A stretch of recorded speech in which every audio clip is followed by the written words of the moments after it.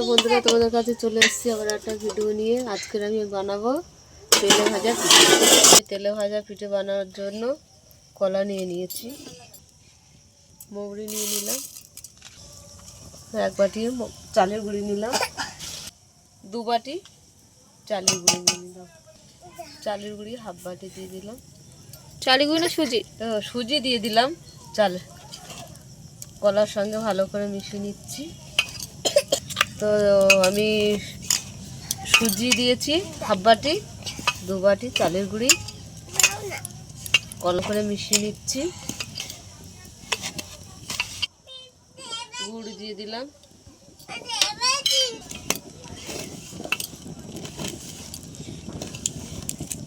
তো এবার আমরা এখানে উষ্ণ গরম জল রেখে দিয়েছি, দিয়ে দেবো। হাত যেন যেন একটু ভালোই একটু গরম আছে।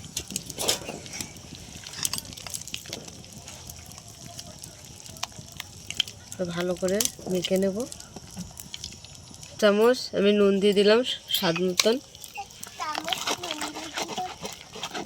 ভালো করে ফাটিয়ে নেব। দেখো আমাদের ব্যাটারটা তৈরি হয়ে গেছে। আমরা এবারে কড়া বসিয়ে দিয়েছি। তো কড়াতে আমি তেল দিয়ে দিলাম, প্রথমে একটু দিলাম,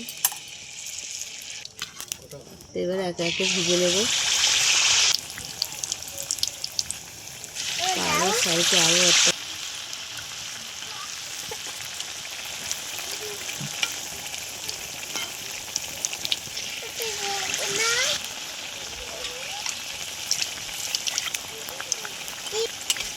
তেল হয়ে গেছে।